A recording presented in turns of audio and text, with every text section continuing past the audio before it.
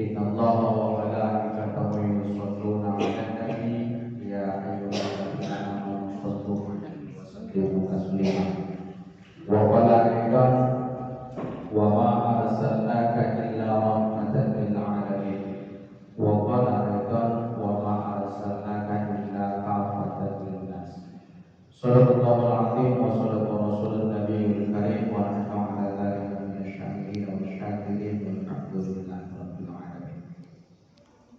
Yang sama-sama kita hormati Ibu Ketua DPP Kelurahan Purnama, yang sama-sama kita hormati Ibu Wakil Ketua DPP Kelurahan Purnama, yang saya banggakan dan saya muliakan ibu-ibu anggota putra-putra Kelurahan Purnama yang berhadir pada kesempatan. Pertama dan yang pertama tentu tak lupa kita bersyukur kepada Allah yang mana berkat nikmat dari Allah kita bisa berkumpul di aula kelurahan kita ini dalam suasana peringatan hari lahirnya baginda Rasul sallallahu alaihi wasallam. Walaupun ini sudah menjelang akhir daripada bulan Maulid, namun tak lepas daripada nikmat dari Allah, makanya kita bisa berada di sini. Saya perkirakan tadi 2:30 saya sampai. Kami kebetulan ada kegiatan pelatihan kurikulum merdeka di Badan Pokok untuk kepala sekolah. Saya berangkat ke 2. Ternyata mulai dari simpang 4 Dok sampai ke dekat kantor Jalan lebih 15 menit. Kita tidak kalau lewat lagi sampai ke simpang masjid ini, namun ambil potongan yang signal Purban dari Purban baru ke sini 45 menit yang biasanya 15 menit. Pas pulang jamnya mereka pulang. Di dalam hati mereka sudah nunggu, ibu-ibu sudah nunggu, paket WA saya juga habis atau sinyalnya iya kan? Pusing juga nanti. Dan alhamdulillah berkat nikmat dari Allah kita bisa berada di sini. Nikmatnya 3, sehat sampai hidayah. Saya yakin kita yang berhadir di sini banyak kegiatan di rumah, banyak pekerjaan di rumah. Tapi karena ada hidayah dari Allah itu bisa berada di sini, bisa datang ke sini. Maka alangkah baiknya kalau niatnya dari rumah hanya sekedar menengok nama siapa yang keluar arisan di rumah, ya kan? Atau yang sekedar apa sih dibuat snacknya itu. Atau siapa sih ustadznya stok lama wajib baru. Saya sering ke daerah Purna, ini ibu kenal ini. Tapi kalau niat ibu karena Allah, maka ibu melangkah dari rumah ke sini dapat nilai pahala sedikit kebaikan per 1 langkah. Duduknya juga dapat nilai itu 100 rakaat yang sudah diterima. Jadi luar biasa. Kedua, berselawat kita kepada baginda Rasul dengan bacaan Allahumma shalli ala sayyidina Muhammad wa ala ali sayyidina Muhammad. Mudah-mudahan dengan seringnya kita berselawat kepada Nabi, semakin hari semakin banyak sunnah yang dapat kita gunakan, karena sunnah itulah yang membedakan kita dengan orang lain. Apa yang membedakan amalan itu dengan saya? Amalan sunnah. Karena kalau yang wajib sama nih, sholat ibu subuh berapa rakaat? Bukan 3 kan? 2 kan? Sholat zuhur itu berapa? 4, bukan 5 kan? Sama. Bedanya mana? Bedanya adalah cara kita mengamalkan ibadah sunnah. Kalaulah ibu sebelum sholat subuh itu menjaga setengah jamnya dengan melaksanakan sholat sunat fajar dan juga sholat sunat subuh, maka ibadah ibu sama dengan ibadah seluruh apa yang ada di langit dan di bumi, bahkan lebih. Kalau seandainya ibu jaga lagi selepas sholat subuhnya dengan ibadah sunnah sekitar 1 jam, ibu habis sholat subuh silakan buatkan sarapan, buatkan segala sesuatunya. Jam 6 ibu langsung sholat, namanya sholat sunat isra. Maka ibadah yang ibu kerjakan hari itu sama dengan ibu 3 kali haji yang mabrur. Beda dengan orang yang hanya sekedar sholat subuh. Dia nggak dapat fadilah yang sebelumnya dan juga tidak dapat fadilah sesudahnya. Makanya kata Rasul, 4 tempat sunnah kalau ibu jaga itu luar biasa pahalanya. Tadi 2 sudah kita kasih, setengah jam sebelum subuh, 1 jam sesudah sholat subuh. Yang sebelum subuh namanya sholat sunat fajar dan juga sholat sunat qabliyah subuh. Yang sesudah sholat subuh namanya sholat sunat isyraq ataupun subuh. Terus mana lagi Ustaz? Antara maghrib dan isya. Kalau ibu dapat menjaga antara maghrib dan isya, matikan HP, matikan TV, ibu berzikir atau baca Quran, maka ibadah ibu antara maghrib dan isya itu sama dengan ibadah 12 tahun. Luar biasa pahalanya. Dan yang terakhir di mana? 15 menit menjelang maghrib. 15 menit menjelang maghrib jangan ibu sia-siakan. Di mana pintu langit dibuka bagi siapapun yang mau minta ampun, di mana doa diijabah siapapun yang mau berdoa kepada Allah. 15 menit menjelang maghrib. Makanya dalam agama sebenarnya kita dilarang untuk berkeliaran menjelang maghrib. Apalagi kalau ibu punya anak yang masih kecil.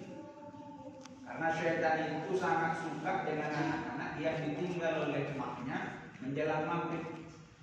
Anak ibu nangis menjelang maghrib, cucu ibu nangis menjelang maghrib, gak ada yang jaga di situ, maka yang menyusuinya adalah syaitan. Disusui sama dia. Kan makanya 15 menit menjelang maghrib. Doa ibu, istighfar ibu kepada Allah. Doa ibu diijabah, istighfar ibu diterima Allah Subhanahu wa taala. Ini amalan sunnah, banyak amalan sunnah. Maka terkadang kita sendiri yang tidak mau menjalani. Kalau mau kita menjalankan, maka itu akan membuat ibu berbeda dengan apa yang ada di sekitar ibu. Jangankan dengan ustaz, dengan orang-orang hebat pun ibu bisa berbeda. Sebab apa? Bisa jadi ustaz itu bacaannya ayat pendek, ibu ayat panjang. Bisa jadi sholatnya sunatnya ustaz itu cuma 2, ibu 4. Jadi amalan sunnah itu yang membedakan kita. Mudah-mudahan setiap saat, setiap waktu kita bisa membaca sholawat kepada Nabi, walaupun dengan bacaan yang pendek, apalagi bacaan yang panjang.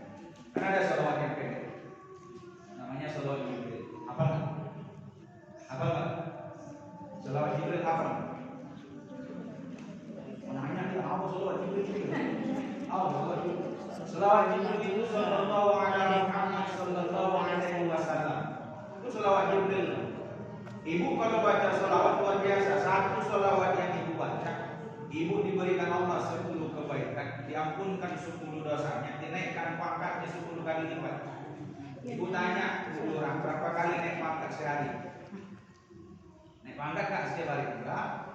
Pegawai itu paling cepat 2 tahun, paling lama 4 tahun. Itu pun kalau berkasnya lengkap.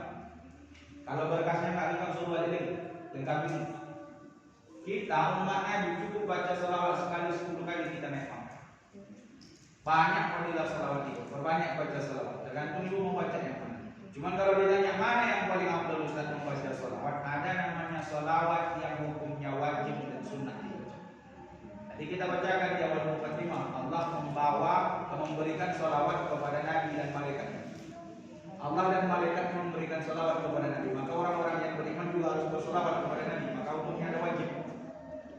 Jadi sholawat ini ada yang wajib, ada yang sunnah.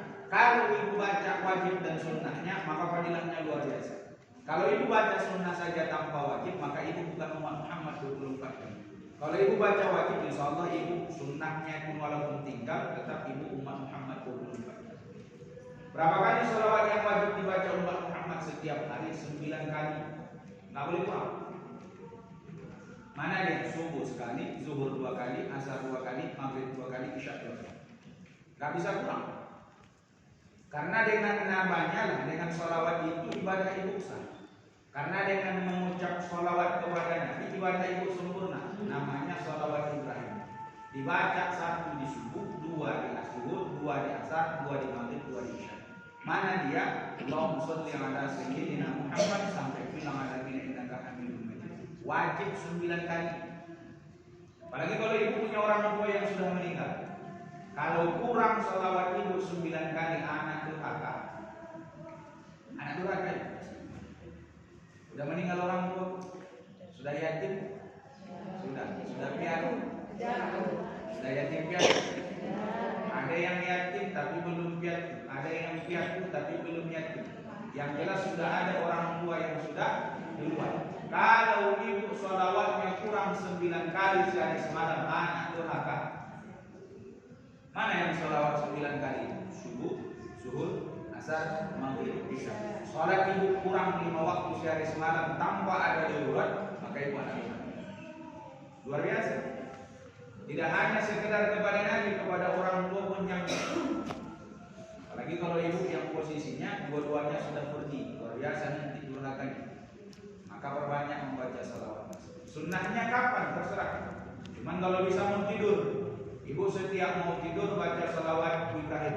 Allahumma sholli ala sayyidina Muhammad sampai fil alamin innaka hamidun majid. Kenapa? Karena malam itu belum tentu kita bangun lagi. Kalau seandainya malam itu kita diselesaikan Allah, tak bangun lagi, maka seluruh nabi dan rasul yang pernah ada di dunia memberikan syafaat kepada ibu. Luar biasa.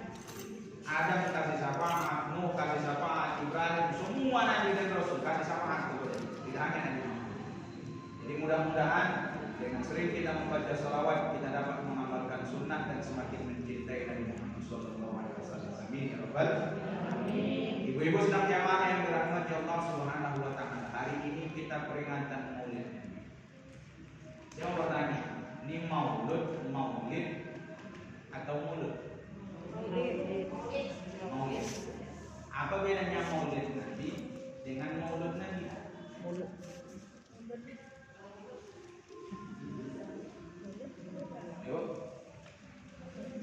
Apa bedanya Maulid dengan Maulud?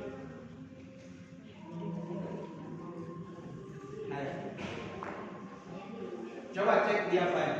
Di spanduk yang dibuat. Ada dibuat di sini. Peringatan Maulid Nabi atau peringatan Maulud Nabi. Apa bedanya Maulud dengan Maulid?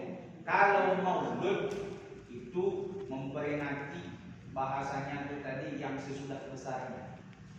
Sudah besar. Maulud Nabi berarti memperingati kenabian. Tapi kalau Maulid, milad kalau bahasanya, happy milad, selamat hari kelahiran. Maulid Nabi berarti kelahiran Nabi. Nah pertanyaannya, apa hukumnya kelahiran Nabi? Saya dengar Ustaz di YouTube katanya Maulid Nabi itu bid'ah. Saya dengar di YouTube katanya Maulid Nabi nggak pernah dikerjakan Nabi. Ya nggak pernah. Ibu buka Al-Quran nggak akan ada dalil yang menerangkan Maulid Nabi. Ibu buka hadis nggak akan ada cerita Nabi Muhammad SAW membuat peringatan Maulid Nabi. Nggak pernah. Cuman kalau ada yang mengatakan hukum Maulid Nabi bid'ah, berarti kita menambah hukum dalam Islam. Karena hukum Islam itu cuma 5. Wajib, sunnah, haram, makruh, mubah. Enggak ada 5. Ibu silakan buka buku apapun bukunya. Hukum Islam itu cuma 5. Wajib, sunnah, haram, makruh, mubah. Kalau dia ibadah, kalau pemakanan nanti ada namanya halal, haram, subhan. Itu kalau makanan. Kalau ibadah wajib, sunnah, haram, makruh, mubah. Kalau wajib siapa yang mengerjakan dapat pahala, yang meninggalkan dapat dosa. Kira-kira hukumnya apa? Bisa nggak dibuat wajib? Enggak. Karena tidak semua orang mau peringatan Maulid Nabi kan. Kalau kita buat sunnah harus ada dalilnya. Enggak ada dalilnya. Kalau kita buat haram berarti berdosa kita memperingati Maulid Nabi. Dosa nggak memperingati Maulid Nabi? Enggak. Kalau makruh tidak dapat pahala, tidak dapat dosa. Ngapain kita peringatan? Maka kemana perginya hukumnya adalah mubah. Kalau yang mubah ini diambil hukumnya di dalam Al-Quran itu Allah Subhanahu wa taala mengatakan, dan salah satu kebaikan yang disukai Allah Subhanahu wa taala adalah menceritakan kisah-kisah sebelum-sebelumnya. Maka kita sekarang menceritakan kisah Nabi.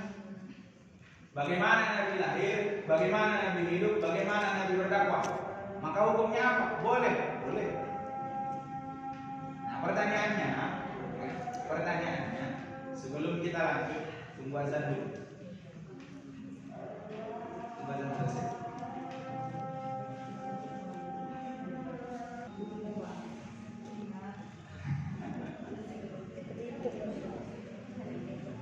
Kemarin kalau ikut di kecamatan saya ada jawab, Maulid Nabi yang berapa?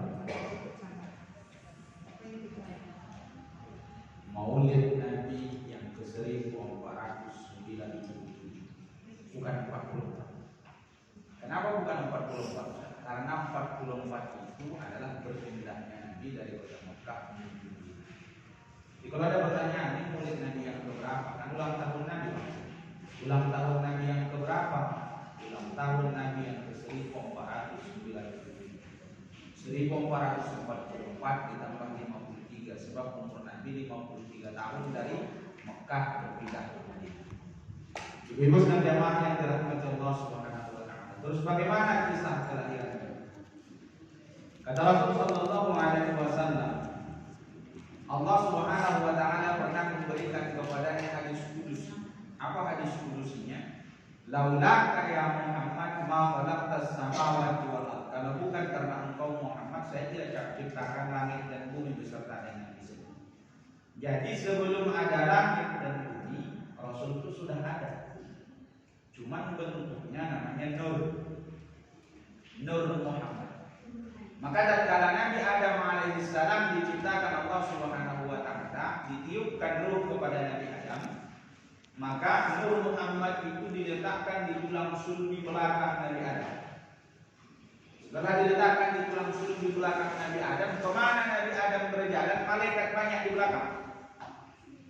Malaikat ikut berbaris-baris. Nabi Adam bertanya kepada Allah, ya Allah, apa yang ada di belakang saya sehingga malaikat mengikuti saya? Maka Allah menyampaikan Nur Muhammad ada di tulang sulbi belakangmu, cahaya seorang manusia yang paling mulia yang saya ciptakan, namanya Muhammad. Apa kata Nabi Adam? Ya Allah, tolong pindahkan Nur Muhammad itu ke jidat saya. Maka dipindahkan ke jidatnya. Tatkala dipindahkan ke jidat, secara otomatis malaikat yang di belakang itu berbaris di hadapan Nabi Adam. Melihat Nur Muhammad itu dengan takjub. Maka disampaikan oleh Nabi Adam lagi, ya Allah, saya melihat wajah daripada malaikat ini begitu bergembira, begitu senang melihat apa yang ada di jidat saya. Maka tolong turunkan apa yang ada di jidat saya ke jari telunjuk. Maka dipindahkanlah ke jari telunjuk Nabi Adam. Maka setiap ibu sholat ini nggak bisa dirubah, nggak boleh dirubah. Walaupun tak ada dia putus, tetap dia harus digerakkan adalah jari telunjuk kanan. Kenapa? Karena Nabi Adam tatkala dia melihat ini tadi, tatkala dia melihat jari telunjuknya, apa yang dia ucapkan? Asyhadu an la ilaha illallah wa asyhadu anna Muhammadar Rasulullah. Makanya tatkala ibu sholat, tatkala menunjuk itu ditengok jari telunjuknya. Jangan ibu miring kepala kayak gini, tak apa yang ibu tengok. Terserah ibu mau buatnya itu muter-muter, ada mukul-mukul, nggak jadi masalah. Yang penting tatkala dia bergerak, ibu tengok. Karena dalam hadis ini ada dua, ada namanya taharruk, ada namanya taharrukat. Apa itu taharruk? Gerakan cuma sekali. Ada yang taharrukat, gerak-gerakan, tergantung ibu mau pakai yang mana. Kalau ibu mau gerak-gerakan, ya udah gerak-gerakan. Tapi kan bisa diganti. Contoh, ibu marut kelapa di rumah pakai mesin, kena tangan, bawa ke rumah sakit, harus potong, dipotong. Kalau tak muncul dalam sholat, malu sama saya. Udah, diceng aja lah dengan jari telunjuk, nggak boleh. Udah, jari telunjuk terlalu pendek, dengan jari kiri nggak bisa, tetap ini. Kenapa? Karena inilah yang pertama kali dilaksanakan oleh Nabi Adam tatkala dia melihat nurnya Nabi dengan mengucapkan dua kalimat syahadat. Makanya dalam sholat yang benar kayak mana? Ada banyak versinya. Ada yang naik turun, ada yang naik tak pernah turun, ada yang mutar-mutar. Ustaz sendiri pakai yang mana? Asyhadu an la ilaha illallah, tinggi, turunkan sedikit, wa asyhadu anna Muhammadar Rasulullah. Tapi harus pakai wa. Nggak bisa ibu bacanya asyhadu an la ilaha illallah, asyhadu anna Muhammadar Rasulullah, tak sah. Harus pakai wa. Karena beda dia dengan azan. Beda azan dengan qomat. Orang azan kan asyhadu an la ilaha illallah, asyhadu anna Muhammadar Rasulullah. Kalau qomat asyhadu an la ilaha illallah wa asyhadu anna Muhammad, pakai wa. Itu dia dalilnya. Nah, Nabi Adam itu diciptakan prosesnya kayak mana? Sebelum diletakkan tulang sulbi ada 4 unsur yang dipakai untuk menciptakan Nabi Adam. Keempat unsur itu akan turun-temurun kepada manusia. Mana yang pertama? Nabi Adam itu diciptakan dari tanah. Tapi tidak semua anggota tubuh Nabi Adam itu tanah. Ada yang terbuat dari api. Karena api itu yang membuat tanah itu keras, menyatu dia. Terus ada lagi terbuat daripada air dan angin. Nah, manusia itu setelah Nabi Adam, ada yang diciptakan dari angin, ada yang diciptakan dari api, ada yang diciptakan dari air. Itu manusia prosesnya, api tidak. Kalau kita ambil secara filsafat, kalau bahasanya, tanah itu kan keras, ya kan? Api itu panas, angin itu sejuk, air itu melembutkan. Di manakah yang miliknya laki-laki dan di manakah yang miliknya perempuan? Gak boleh terbalik. Yang empat ini tadi, yang ada di dalam diri Nabi Adam, itu dua milik ibu, dua milik saya. Milik anak laki-laki mana? Tanah dan api. Itu laki-laki. Jangan coba-coba ibu ambil. Nggak bisa. Walaupun sekarang banyak ibu yang persis kayak bapak-bapak, menyengat. Kalau hakikat, ini maaf, ini ada gadis. Kalau hakikat percintaan, ada matahari, ada rembulan. Apa kata si perempuan, engkaulah matahari kubak pas. Datang si perempuan, datang si laki-laki, engkaulah rembulanku, katanya kepada perempuan. Cocok. Tapi kalau sempat laki-laki jadi rembulan, perempuan jadi matahari, bahaya. Sekali dia pulang ke rumah, sekolah, jadi mukanya ya Allah ya Rabbi, ya kan? Macam menyengat ya. Kita kan sekarang panas nih, keluar dari rumah itu muka itu kayak mana? Kalaulah seperti itu perempuan, berarti hakikat yang di awal itu dia salah mengambil. Ibu, tanah dan api itu milik laki-laki, keras. Maka kalau ibu punya anak laki-laki, jangan lembut mendidiknya, nggak boleh. Ingat, anak ganteng, anak mama yang paling dibuatnya kemari anak dari awal. Ujung-ujungnya setelah besar jadi anak syaitan. Kenapa dibilang anak syaitan? Bu, Allah ciptakan malaikat gak ada laki-laki, gak ada perempuan. Allah ciptakan jin ada laki-laki, ada perempuan. Allah ciptakan manusia ada laki-laki dan ada perempuan. Syaitan itu gak mau jadi jin, gak mau jadi manusia, gak mau pula dia jadi malaikat. Maka Allah ciptakan syaitan itu laki-laki sekaligus perempuan. Maka kalau ketemu nanti di bundaran, malam-malam itu lewat, ada bidadari setengah jadi, itu anak syaitan. Anak syaitan. Kemarin kan ada depan Ramayana, pasien Surya di situ, kena kejar sama Satpol PP. Waduh, larinya itu kencangnya luar biasa, itu kencang dari pelarian dia. Untung tak sawah di Bukit Gelanggang. Kalau masih sawah Bukit Gelanggang berdelau.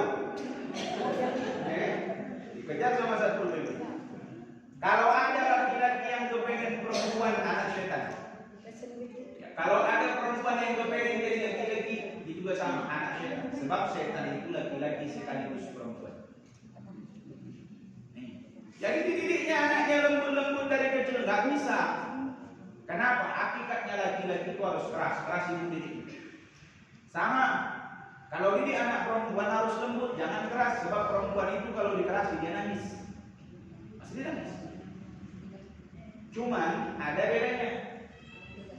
Ibu kalau lempar sesuatu ke dalam air, ya kan? Ibu lempar sesuatu ke dalam air, hanyut, kemana perginya? Tetap ke air atau hilang? Tetap ke air kan? Hilang. Nah, ibu lemparkan nih. Apa yang ibu lemparkan? Plastik ini ibu lemparkan ke air. Kemana air itu mengalir, tetap plastik ini akan ada di situ. Tapi coba kalau ibu lemparkan plastik ini ke api, habis nggak? Habis. Begitulah perempuan. Perempuan itu manusia yang paling pengingat. Paling pengingat. Pas awal menikah, layu dia dengan suaminya 10 tahun ke depan ingat. Mana membuat saya kayak gini. Paling pengingat. Makanya perempuan itu jadi bendahara. Jangan suami yang jadi bendahara. Kenapa? Perempuan itu yang ingat kemana dan bagaimana uang itu mengalir. Dan dia tidak bisa membuat aliran uang itu berbelok-belok. Beda dengan laki-laki. Sebab apa? Laki-laki itu keras dia. Kalau dikasih beli habis. Coba ibu suruh suami, bang, belikan minyak goreng bang ke depan, kebetulan tadi masuk. Kasih dia 100 ribu. Pulang-pulang, jangan harap kembalinya dikasih. Habis, kenapa? Berokok deh. Berokok deh. Kenapa? Panas. Kayak. Tapi coba perempuan, dek, belikan rokok abang ke depan. Kasih duit 100 ribu. Udah jelas di rumah itu garam tak ada. Minyak makan tak ada. Dia beli rokok tuh. Pulang bang nih kembali. Kenapa? Dalam pikirannya cuma satu, dibelikan rokok. Kalau laki-laki tidak berjawab. Maka yang bekerja itu laki-laki, yang mengatur keuangan perempuan. Itu hakikatnya. Sebab apa? Itulah yang datang dari Nabi Adam. Nabi Adam diciptakan dari tanah, Nabi Isa diciptakan dari angin, Nabi Muhammad diciptakan dari air. Maka kita umatnya Nabi Muhammad sama diciptakan dari setetes air yang hina. Tapi walaupun disebut setetes air yang hina, hati-hati. Kita nggak terhina, kita mulia setelah lahir. Cuman orang cicit memang kan betul? Betul. Mohon maaf nih yang bagi yang masih anak gadis. Kalau ibu-ibu nampak dia dari air, padahal bukan najis. Kalau najis mana bisa diukur? Yang najis itu kalau ibu minta berangkat dari sini naik bus menuju Sumbar, tidurnya miring kanan atau miring kiri, sekali bangun nampak kita kota rumah. Nah, kalau itu najis tuh. Jadi itu harus dicuci. Tapi kalau itu kering, air yang tadi yang kita sebut setetes air yang hina itu kering, ibu pakai sholat nggak apa-apa, nggak najis. Ustaz, saya buat malamnya pakai kain sholat, ternyata lupa saya mencuci. Sekali saya mau sholat keras, apa nih? Rupanya kering di situ. Boleh saya pakai sholat? Boleh. Itu bahasanya. Jadi mohon maaf anak gadis. Ini cerita agak sedikit di begini. Nah, Nabi Adam diciptakan gak punya ayah, gak punya emak. Diciptakannya dari tanah. Nabi Isa diciptakan dari angin. Punya emak, tapi tidak punya ayah. Nabi Muhammad diciptakan adalah sebaik-baik penciptaan. Sebab punya ayah dan punya emak. Makanya sering saya tanya. Sebab Rasul mengatakan begini, saya dilahirkan dari pernikahan yang sah. Ibu kira-kira ibu dilahirkan dari pernikahan yang sah atau tidak? Sah. Berarti umat Imam. Tapi kalau saya terangkan nanti bingung ibu. Ada pernikahan yang kata penghulunya sah, tapi kata agama tidak. Secara hakikat, gimana? Ini anak perempuan, ini bapaknya. Besok dia mau menikah. Ada calon mempelai laki-laki? Ada. Ada mahar? Ada. Ada saksi? Ada. Saksi, mahar, saksi 2. Mahar, pengantin laki-laki, pengantin perempuan kepada ibu. Cuman ini bisa nanti. Pernikahannya tidak sah menurut agama. Kapan? Kalau ayah kita sebelum sholat, sebelum menikahkan itu tinggal sholatnya satu. Maka namanya wali fasik. Anak ibu menikah kapan? Jam 10 pagi di hari Jumat. Maka mulai subuh dari hari Kamis itu dihitung. Mulai dari zuhur lagi kita hitung. Zuhur Kamis, zuhur, asar, maghrib, isya, subuh Jumat. Ada enggak sholatnya yang tinggal satu? Ada. Wali fasik hilang haknya menikahkan anak perempuan. Nggak bisa dia nikahkan anak perempuannya. Kenapa? Wali fasik. Tapi ini jangan kita. Ada. Jam berapa akad nikah? Jam 2. Dari sore. Pas orang mau akad nikah, sholat dulu, nanti aja lah setelah akad nikah. Hati-hati. Wali fasik namanya, hilang walinya, otomatis bisa diambil oleh abang, bisa diambil oleh kakek, bisa diambil oleh ponakan, bisa diambil oleh saudara. Nih. Jadi nanti yang gadis bilang sama ayah, yang sebelum menikahkan saya cek sholat dulu. Kalau nggak full sholatnya, bilang sama abang, abang yang nikahkan saya. Nggak full juga sholatnya, bilang sama kakek, kakek yang nikahkan saya. Nggak full juga sholatnya, bilang sama paman atau uak, paman atau uak yang nikahkan saya. Nggak full juga sholatnya, bilang sama ponakan. Nggak full juga, bilang sama sepupu dari anak paman atau anak uak. Nggak juga, sampai ke bawah 13 nggak, sampaikan kepada uak. Pak Kua yang menikahkan saya. Woi, Pak Kua juga nggak full sholatnya. Jadi nikah. Hilang sudah semua. Kita dilahirkan dari pernikahan yang sah. Iya, kenapa? Karena kita adalah umatnya Rasulullah Shallallahu Alaihi Wasallam. Tetapi berbeda kita dengan Nabi. Jauh bedanya. Nabi itu umur 2 bulan dalam kandungan sudah jadi yatim. 6 tahun umurnya emaknya meninggal. 8 tahun umurnya kakeknya meninggal. Dia disuruh menggembala kambing. Kenapa disuruh menggembala kambing? Bukankah di Arab itu yang banyak unta? Kenapa kambing yang disuruh digembala Rasul? Kan pertanyaan. Coba ibu berangkat umrah.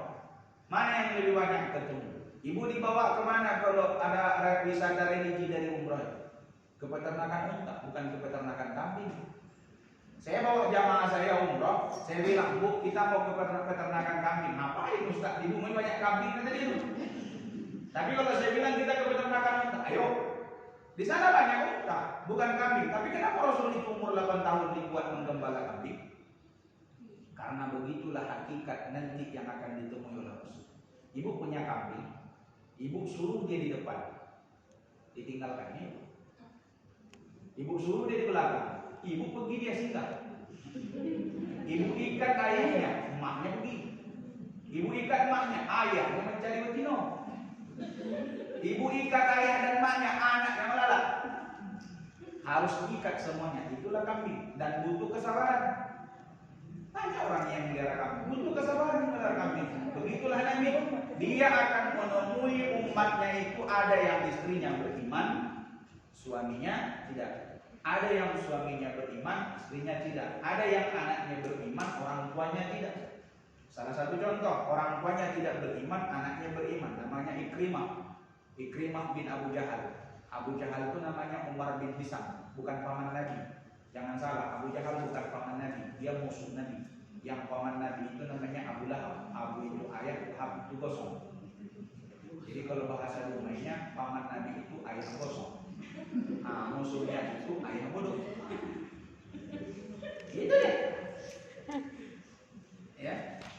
Banyak yang istrinya beriman, suaminya kafir, banyak mulai sejak zaman Nabi Adam sampai kepada zaman Rasulullah. Kayak gitulah hidup manusia. Tergantung ibu. Tapi ada juga manusia itu satu keluarganya beriman. Makanya sering saya sampaikan rumah tangga Islam itu ada 4. Ada yang dua-duanya tidak beriman. Ada yang beriman suami, istrinya tidak. Ada yang istri beriman, suaminya tidak. Ada yang beriman dua-duanya. Ibu pilih yang mana dari yang 4? Beriman dua-duanya. Serius? Serius ibu? Maunya, ya kan? Yang beriman, yang tidak beriman suami dan istrinya namanya Abu Lahab. Suami dan istrinya nggak beriman. Makanya ada dalam surat Al-Lahab. Terus ada yang beriman istri, suaminya tidak. Namanya Fir'aun. Fir'aun tidak beriman, istrinya Siti Asyah beriman. Ada yang suaminya beriman, istrinya tidak. Namanya Nabi Lut. Ada yang istrinya beriman, suaminya beriman. Nabi Ibrahim. Ibu tadi pilih yang mana? Nomor 4. Sayangnya Ibrahim, istrinya 3.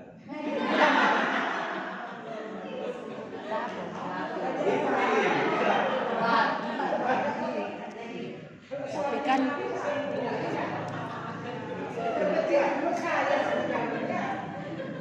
Kan saya nanya dari jauh, ibu pilih yang mana? Nomor 4. dia pilih nomor 4 lah. Nabi Istri yang pertama namanya Hajar, Sarah namanya yang kedua Hajar, yang ketiga saya lupa. Tapi Nabi Ibrahim itu 3 kali menikah. 3 kali menikah. Nabi Ibrahim itu 3 kali menikah. Tapi bukan bahasa kesini. Sebab nanti kalau ibu pulang ke rumah, kenapa saya buat ini tadi ceritanya? Supaya ibu punya jawaban kepada suami ibu di rumah. Jangan sikit-sikit sunnah Nabi. Sikit-sikit sudah nanti Nabi itu istrinya 11, awal baru 1. Hadis Nabi mengatakan berbaktilah kepada ibumu. Dibilangnya 3, di rumah ini baru 1, 2 lagi belum. Kalau abang sanggup, kenapa nggak dari dulu? Sebab di dalam agama poligami, kalau ibu mau bercerita poligami, fankihu ma tawalakum minan nisa'i masna, bukan 1 maju kedua, bukan. Orang yang berpoligami di dalam Islam yang disyariatkan agama itu menikah langsung 2, bukan 1, 2, bukan. Kalau dia melaksanakan 1, 2 nggak ada sunnah. Itu dalilnya. Rasul menikah 1, meninggal Khadijah, baru dia nikah dengan Aisyah. Jangan salah. Jadi kalau suami bilang Rasul itu istrinya 11, benar. Tapi Rasul itu menikah lagi setelah istri yang pertama meninggal. Berarti abang kalau nikah lagi tunggu saya menikah. Kalau abang menikah lagi tunggu saya menikah. Makanya tak salah kalau suami bilang, "Dek, boleh saya nikah lagi?" Langkah dulu main. Kan betul? Tapi kalau dia bisa 2 sekaligus, kalau enggak 3 sekaligus, kalau enggak 4 sekaligus. Nih, 1, 2, 3, 4.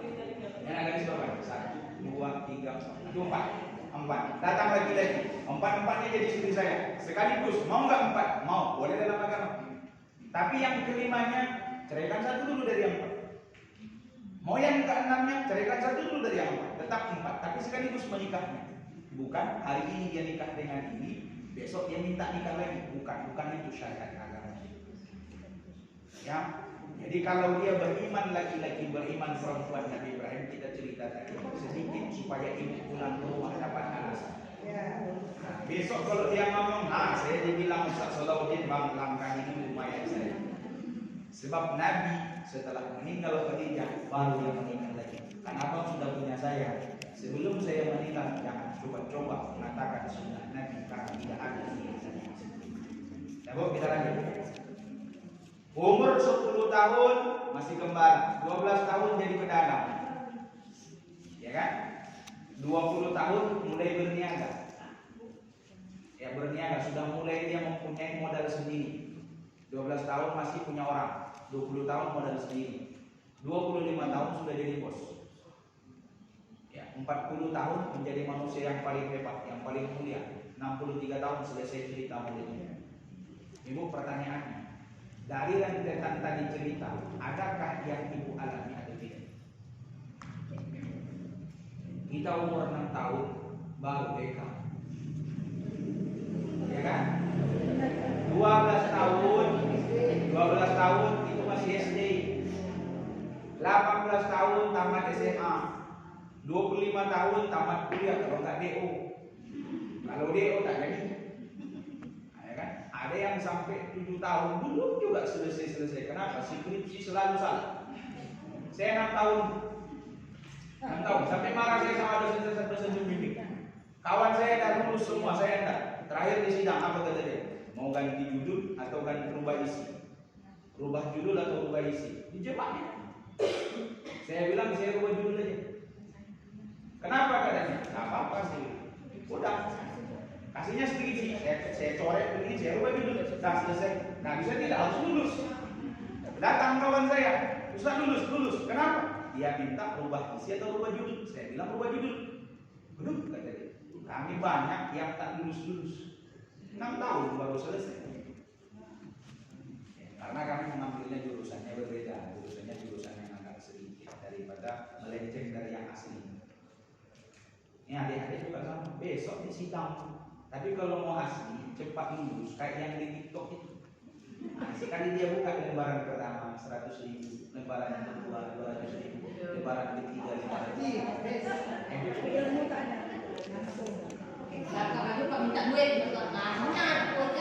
Kalau dibilangnya minta cepat selesai. 25 tahun. Kalau dia kuliahnya bagus, lulus. 28 tahun baru kerja. 30 baru punya anak satu. 40 tahun lagi susah-susahnya hidup. 60 tahun udah nengok anak belum berhasil. Itu kita. Siapa yang mengambil contoh perihal Maulid Nabi? orang yang matanya cipit? Ibu tahu? Wong Cino. Ibu cek anak mereka umur 6 tahun itu sudah diajak berdagang. 12 tahun sudah jadi kasir. 20 tahun punya ruko sendiri. 25 tahun sudah grosir. 40 tahun semua ruko ke dia belanjanya. Siapa yang mereka contoh? Nabi, bukan orang lain. Mereka contoh Nabi. Saya punya siswa, saya kebetulan kepala sekolah SDS Persakti Jalan Mangga. 75% siswanya Chinese. 75% siswanya Chinese. Berapa jajan anaknya per hari? Paling sedikit tuh 55 per hari. Pernah anakku bawa jajan 500.000, marah saya. Karena nggak pernah saya lihat anak SD bilang 500.000. Datang dia, Pak makan apa? Ngapain saya bilang? Saya yang traktir. Satu kelas dia traktir, seluruh guru 25 orang dia traktir. Dari mana duit? Sekali saya buka dompet 500.000. Saya minta wali kelasnya hubungi orang itu. Saya bicara, Bu, Ibu ada kehilangan duit? Enggak. Kenapa? Anak ibu bawa duit ke sekolah 500.000 loh. Iya. Anak saya kan udah kelas 6 SD Ustaz. Iya. Terus kenapa? Dia Ustaz pulang dari sekolah itu jadi kasir. Pulang dari sekolah itu jadi kasir. Jadi upahnya kasir itu yang 500.000 tuh. Jadi upah anaknya selama 1 minggu 500.000. Anaknya dia kasih upah 500.000. Masih umur 12 tahun. Begaji sudah seminggu 500.000. Berarti sebulan berapa? 2 juta. Ibu umur 12 tahun udah gaji belum? Jangan ketika minta duit. Maka nggak minta duit. Kalau nggak dikasih duit nggak salah orang tua. Itu kita. Siapa yang mencontoh? Nih mereka. Ini cerita mungkin aja. Jadi ada tauladan di situ ada. Nah, maka dari situ dalam rangka peringatan Maulid Nabi, mari sama-sama kita ambil apa sih yang dibawa oleh Rasul Sallallahu Alaihi Wasallam. Yang dibawa Rasul itu sederhana, sederhana sekali. Apa itu? Namanya adalah khairul ummah. Itu kita. Apa itu khairul ummah? Sebaik-baiknya. Rasul membawa ke dunia ini modal menjadi manusia yang paling bagus. Ciptaan yang paling bagus. Sampai-sampai Nabi Adam itu iri dengan kita. Ya iri dengan kita. Adam itu diciptakan dari tanah di mana? Di surga kan? Pengen masuk surga kan? Surga mana? Surga Firdaus. Betul Ibu? Pengen masuk surga? Surga mana? Surga Firdaus. Jawabannya serentak. Ibu pengen masuk surga? Surga apa? Ibu, Nabi Adam itu dulunya di surga. Salahnya cuma satu, diusir dari surga. Dosanya cuma satu, diusir dari surga. Ibu dosanya berapa? Gak terhitung, Pak. Gak bisa ngitungnya, Pak. Nabi Adam dosanya cuma satu, diusir dia dari surga. Nggak boleh dia masuk surga lagi. Yuk keluar yuk. Satu dosanya, ibu dosanya begitu dari pagi ke pagi. Oh, dosa dengan tetangga, dosa dengan suami, dosa apa ini? Pagi-pagi dia buka jendela pintu baru kata minta martabak pagi. Duduk depan rumah, sombongnya baru punya mobil Alia kata dia. Kakak semua. Karena kata Rasul, kalau kita buat kayak ini, Hilang dari itu. namanya hibah. Alhamdulillah. Apalagi tetangga sebelah buat kolak durian, sakit hati dia, kenapa tak diantar ke tempat dia? Banyak model dosa itu baru dengan tetangga. Mangganya tumbuh dengan begitu besarnya. Tiap pagi dia yang nyapu sampahnya. Sekali mangga berbuah masak tak pernah nyampe rumah dia, marah dia. Tiap hari nyapu sampah, mangga tak dapat kata dia. Orang bermusik sebelah, dia yang bising. Orang berselawat sebelah, dia yang pusing. Itu tetangga. Depan rumah saya ada anak kecil. Kalau buka selawat, kayak orang kesurupan. Makanya anak saya Ustaz kejam-kejam. Kenapa Ustaz buka selawat? Sekali depan rumah itu buka disko, ayahnya anaknya tidur nyenyak sekali. Saya bilang ini anak dulu waktu di kandungan berani berarti amak dan ayahnya itu suka main disco. Maka kalau dia lahir itu suka disco. Belum dosa kepada suami. Bu, buatin kopi. Nggak nampak dia baru pulang dari PKK. Bu, sarapan kita pagi ini buat enggak? Tunggulah dulu baru bangun. Tapi kalau minta uang belanja dikasih 50, dikasih 100, pas dikasih 200-an. Ya kan? Kasih 50 cukup, kasih 100 pas, kasih 200 habis. Jangankan 200. Itu dengan suami. Tidur, dia ngadap barat, suami ngadap timur. Allah. Banyak dosanya. Tapi kalau ditanya mau masuk surga, mau. Surga mana? Firdaus. Dia nggak ingat Nabi Adam, dosanya satu.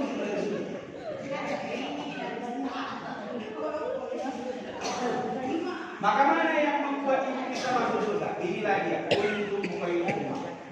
Kita sebaik-baik umat. Apa kata Nabi Adam? Muhammad, saya diri.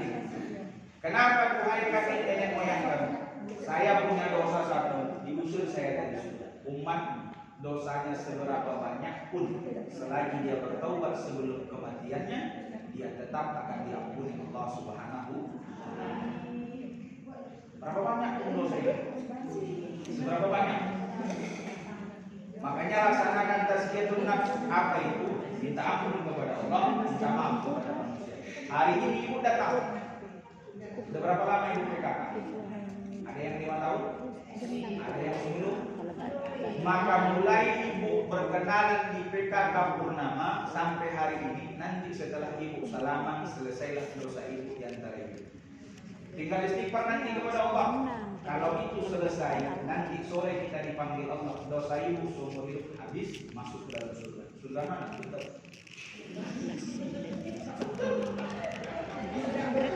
Habis sholat subuh ya. Tapi syaratnya apa? Sebelum kita tenggorokan, Tadi kan nafas, ibu minta kepada Allah yang kita minta siap maaf buat kepada sholat Allah. suami semua kerjaan ke sholat. Tetapi kalau masih ada dalam diri ibu tiada maaf bagimu, maka tempat ibu bukan surga Firdaus, tapi tempat ibu neraka Jahanam. Kenapa? Sehebat apapun ibadah ibu, selagi ibu punya salah dengan manusia, tidak ada gunanya ibadah ibu. Tapi kalau ibu baik dengan manusia, ibadah ibu sedikit itu akan membuat ibu masuk ke dalam surga. Yakinlah, ibu yang PKK hari ini, kalau ibu yang satu di sholat dia akan doakan ibu. Kalau ibu yang setelah sholat dia pasti doakan ibu. Karena kalau dia tidak mendoakan ibu, sholatnya tak sah.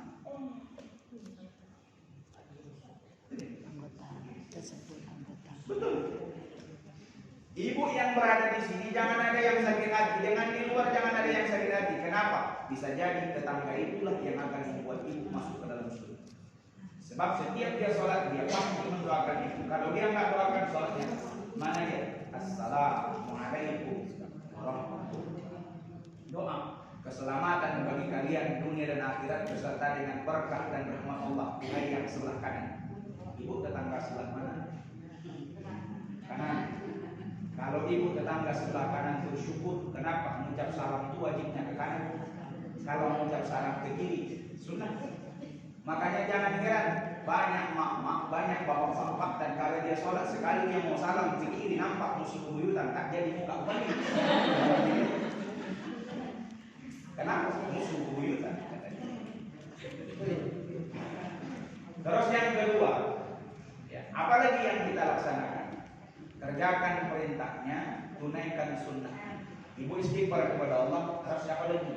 Kerjakan apa yang diperintahkan Allah, kerjakan apa yang disunnahkan. Tak usah besar-besar dulu, yang kecil-kecil saja.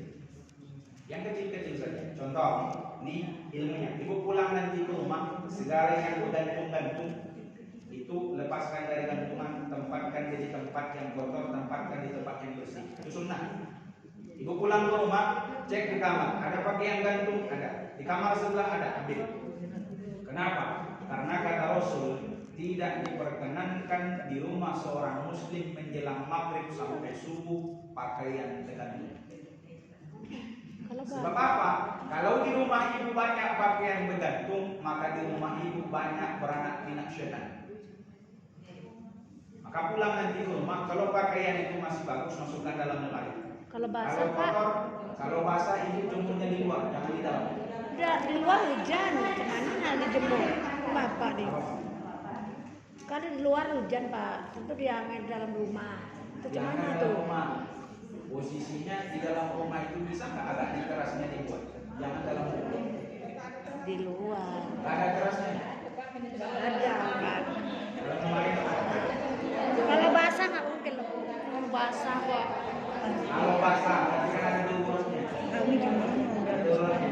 Kedua, ibu, jangan ibu biasakan menggantung pakaian yang kotor. Ya, kotor masuk dalam mesin cuci langsung. Karena itu disukai sama setan. Yang kedua, jangan ibu biarkan sampah di rumah ibu menumpuk sampai bermalam.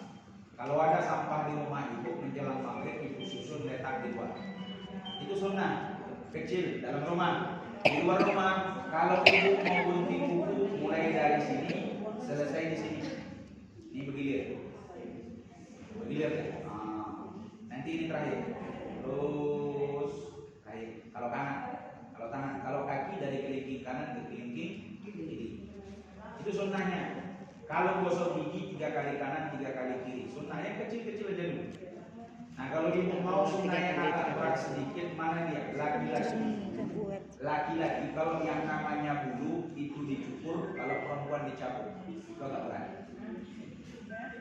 Ya, itu sunnahnya. Laki-laki dicukur, perempuan dicabut. Nah itu kerjakan. Itu sunnah. Jangan digunting kamu, perempuan itu dicabut yang mulut. Kalau ibu buat gunting cukur itu ngikut laki-laki. Ibu mau cukur kan mau dapat pahala. Kalau mau dapat pahala dia harus dicabut bukan dicukur. Itu pahalanya. Kalau ibu mau gunting kuku jangan ambil yang di TikTok. Kalau hari Minggu buat miskin, kalau hari ini enggak. Dalam agama yang terbaik potong kuku Senin, Rabu, Kamis, Jumat. Di luar itu juga boleh. Tetapi kalau ibu mau cari pahala, ambil Senin, Rabu, Kamis, Jumat sebelum sholat Jumat. Yang kecil-kecil aja sunnahnya. Mau saya yang besar-besar dulu. Karena kalau yang besar bahaya. Ibu mau ikut sholat sunnah Nabi, sholat sunnah Nabi itu 6 juz.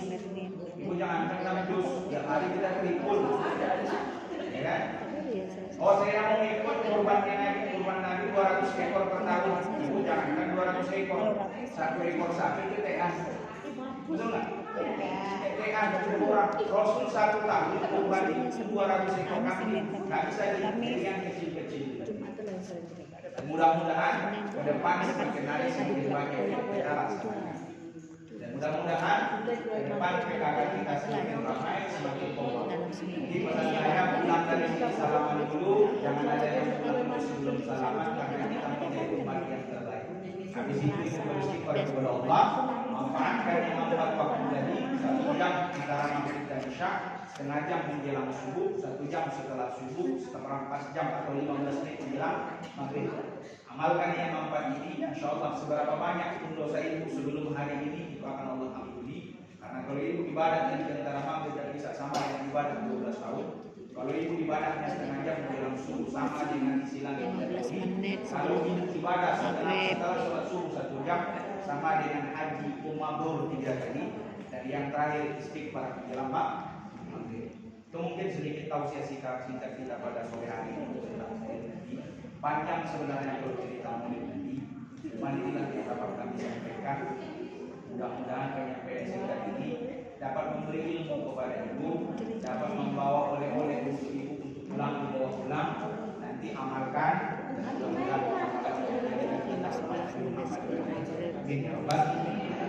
Kita tutup dengan doa ibu, kita mulai dengan kita berdoa. Bismillahirrahmanirrahim. Alhamdulillah rabbil alamin. Arrahmanirrahim. Maliki yaumiddin. Iyyaka na'budu wa iyyaka nasta'in. Ihdinas siratal mustaqim. Siratal ladzina an'amta 'alaihim ghairil maghdubi 'alaihim waladdallin.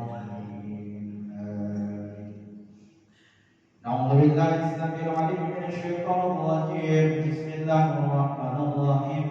الحمد لله رب العالمين وحده والصلاة والسلام على أشرف الأنبياء والمرسلين وعلى آله وصحبه وسلم أجمعين.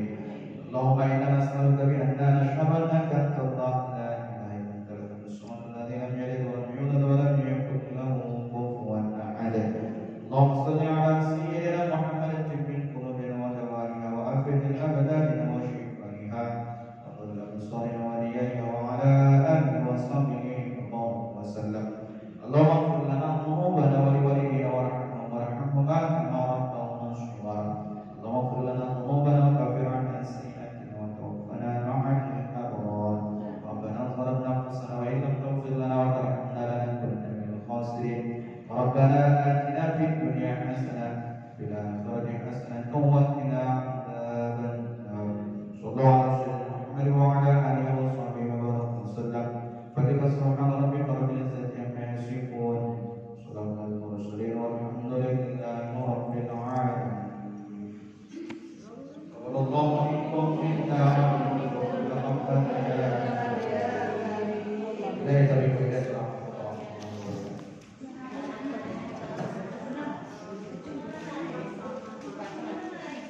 Demikianlah ceramah dan ilmu yang telah disampaikan oleh Bapak Ustaz. Semoga kawan tersebut dapat menambah semangat kita kepada Nabi besar Sallallahu Alaihi Wasallam. Musim hujan itu penuh mah. Baiklah, sebelum acara saya tutup, perkenankan saya di sini mengucapkan terima kasih atas kehadiran Bapak atau Ibu dalam acara peringatan Maulid Nabi Muhammad Sallallahu Alaihi Wasallam. Dan apabila saya dalam membawakan acara ungkapan kesalahan, saya mohon maaf yang sebesar-besarnya. Sebelumnya, marilah acara ini kita tutup bersama-sama dengan membaca hamdalah. Alhamdulillah, wa billahi taufiq wal hidayah.